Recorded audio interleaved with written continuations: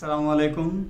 শিশুরা জন্মগতভাবেই অনুকরণ প্রিয়। তারা তাদের চারপাশের মানুষজনদের, বিশেষ করে একটা শিশু তার পরিবারের বাবা মা, ভাই বোন বা দাদা দাদি বা অন্যান্য সদস্যদের আচরণ দেখে তাদের কথাবার্তা শুনে শুনে শেখে।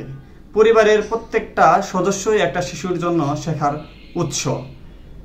পরিবারে বাবা যদি উচ্চস্বরে কথা বলে, রাগারাগি করে, তাহলে সন্তানও ধরে নেয় যে উচ্চস্বরে কথা বলা বা রাগারাগি করা এটা হচ্ছে স্বাভাবিক একটা আচরণ। আবার মা যদি ধৈর্য সহকারে কথা বলে, নম্রভাবে কথা বলে, তাহলে সন্তানও সেভাবেই আচরণ করা শুরু করে।